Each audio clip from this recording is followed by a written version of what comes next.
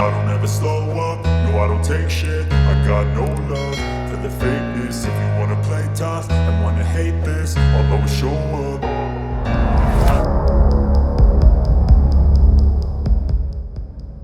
Russia-Ukraine war live. US does not expect significant Russian gains this year. It's 9 p.m. in Kyiv.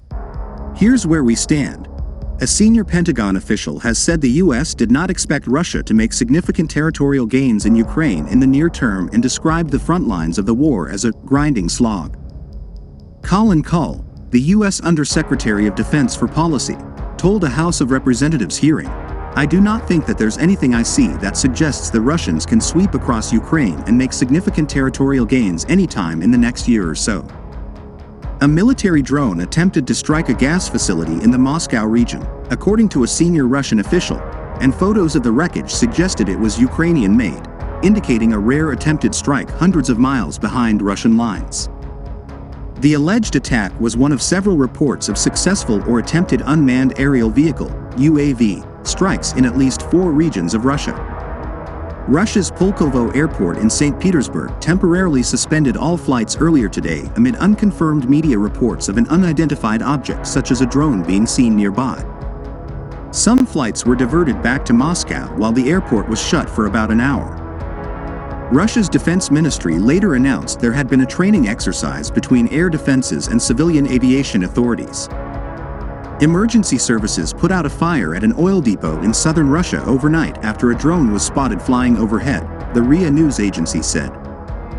The fire in the Russian town of Tuapse, Krasnodar, was reported at 2:30 a.m. local time and spread to an area of about 200 square meters before it was extinguished.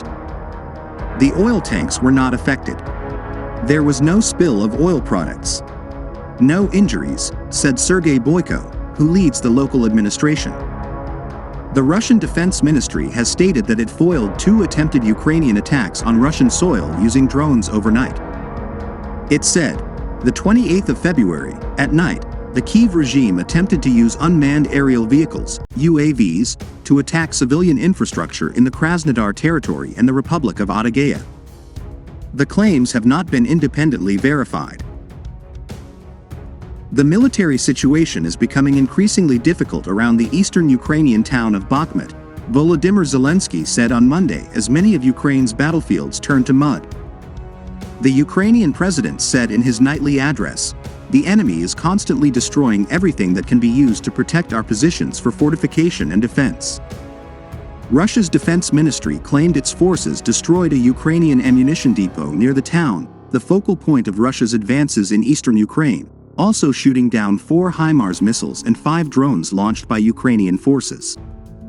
Vladimir Putin has told Russia's FSB security service to step up its intelligence activity and stop sabotage groups entering the country.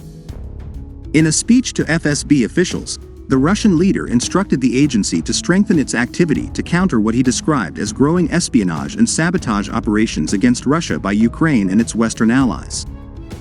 He also admitted that FSB members had been killed in Ukraine. Russia is open to negotiations to end the conflict in Ukraine, the Kremlin spokesperson, Dmitry Peskov, has said, but he insisted Moscow would never compromise on what he described as new territorial realities. Speaking to reporters during a regular briefing, Peskov said Moscow would not renounce its claims to 4 Ukrainian regions that Vladimir Putin annexed in September. The U.S. Secretary of State, Antony Blinken, has reiterated the Biden administration's concern that China is considering providing lethal aid to Russia for its war in Ukraine.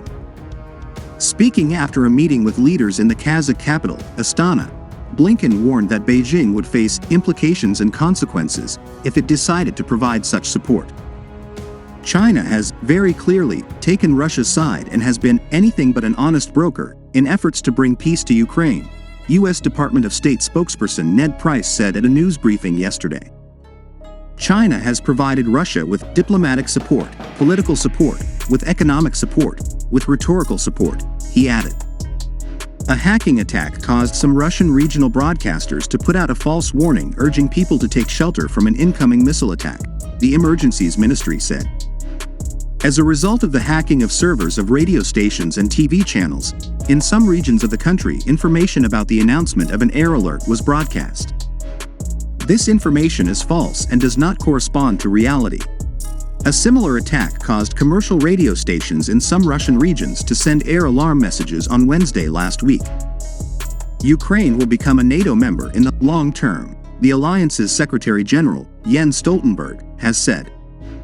The NATO chief stressed that the immediate priority was Ukraine remaining an independent country in the face of the Russian invasion. He said Finland and Sweden's bids to join the alliance were a top priority, and that the Nordic countries have had the quickest accession process in NATO's modern history. Alexander Lukashenko, the president of Belarus and a close ally of the Russian leader Vladimir Putin, has arrived in Beijing for a meeting with his Chinese counterpart, Xi Jinping.